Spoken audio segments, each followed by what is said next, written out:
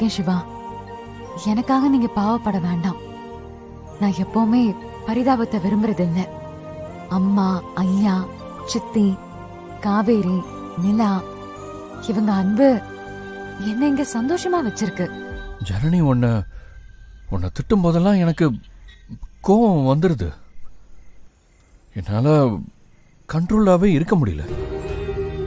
அந்த கோபத்தை காட்டினா ஒருவேளை உனக்கு கெட்ட பேர் ஆயிடுமோன்னு என்னால கோபத்தை வெளிக்காட்டிக்க முடியாம உள்ளுக்குள்ளேயே ஒரு மாதிரியாகி நானே தடவை அழுதுருக்கேன்.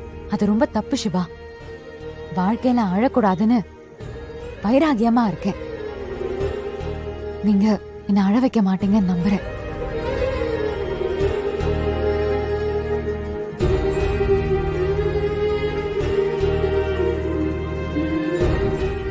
தப்புதான்.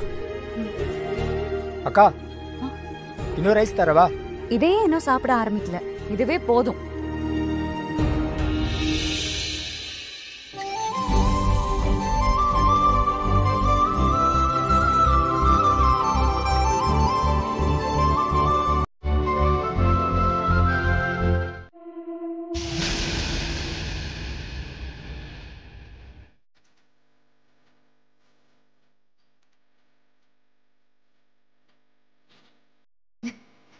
இன்னும் வேற மாதிரி ரியாக்ட் பண்றா.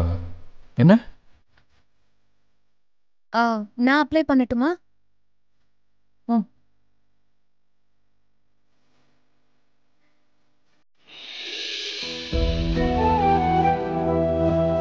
என்னாச்சு? புதுசா இருக்கு. துளசி ஏதாவது சொன்னாங்களா? இப்போ எதுக்கு துளசிய பத்தி பேசிக்கிட்டு? உன் மேலெல்லாம் எனக்கு டவுட் எல்லாம் இல்ல. சும்மா நடிச்சேன். நீ நடிக்கிறேன்னு எனக்கு நல்லாவே தெரியுது. அப்படியா? நான் நடிச்சது உனக்கு தெரிஞ்சிருச்சா? ஐ லவ் யூ. நிஜமாவா? என்ன ஐ லவ் யூ டூன்னு சொல்லாம கிண்டல் பண்ற? Okay, I love you two.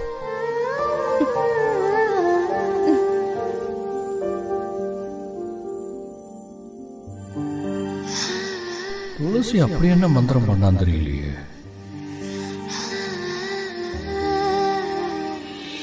என்ன யோசிக்கிற? நம்ம மலேசியால காதலிச்சத பத்தி யோசிச்சேன். எக்ஸாக்ட்லி, நானும் அதே தான் யோசிச்சேன். நம்ம ரெண்டு பேரும் ஒரே மாதிரி யோசிக்கிறோம். ஏன்னா நம்ம யாரு best lovers, made for each other. கண்டேன் கண்டேன் என்னுடையவளை, தந்தேன் தந்தேன் மிச்ச உயிரை.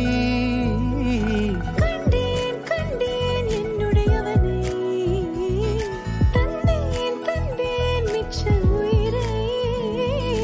உற்று உன்னை பார்க்கையிலே தொற்று கிடைத்த தனிமையினை கற்று தந்த காதல் வழி விட்டு போனதே. ஊர் கூடும் நல்ல நல்ல தடங்கள் எல்லாம் உன்னை கூட்டிக் கொண்டு கை கோர்த்து கொண்டு இதை சேர்த்து வைக்க நல்ல இடங்களை நாம் தேடி தேடி போவோம்.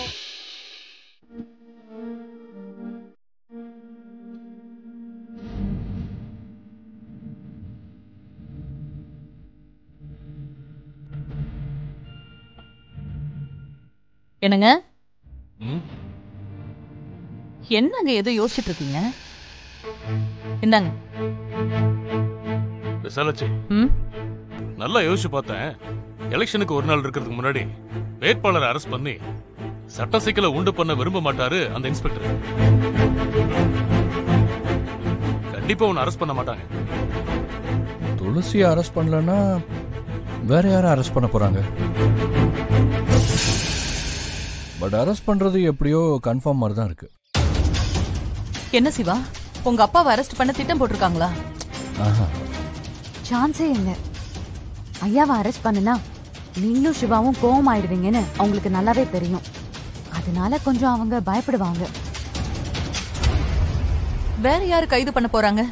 யார அரெஸ்ட் பண்ண போறாங்கன்னு ஆராய்ச்சி பண்றதை விட நாம ஜெயிக்க என்ன பண்ணலாம்னு யோசிக்கலாமே. உங்களை தோக்கடிக்க தானே இந்த அரெஸ்ட் டிராமா தான். துளசி, வெற்றி தோல்வி ரெண்டுமே நல்லதுதான்.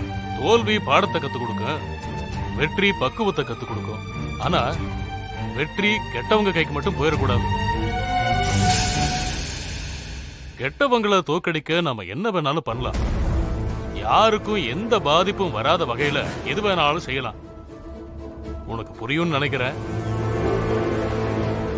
இன்னும் ஒரு நாள் தான் இருக்கு. என்னால எந்த உதவியும் பண்ண முடியாது. அது மட்டும் இல்ல, நேரடியா நான் எதுவும் செய்யவும் முடியாது. அதனால நீங்க தான் யோசிச்சு ஏதாவது பண்ணணும்.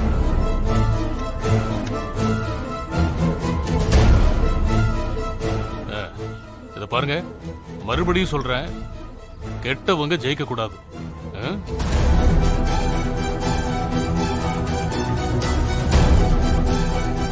சிவா, அப்பா என்னடா சொல்றாரு? எனக்கு ஒண்ணும் புரியல.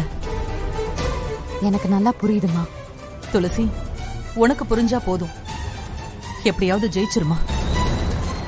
நீ தோத்துட்டா என்னால தாங்க முடியாது.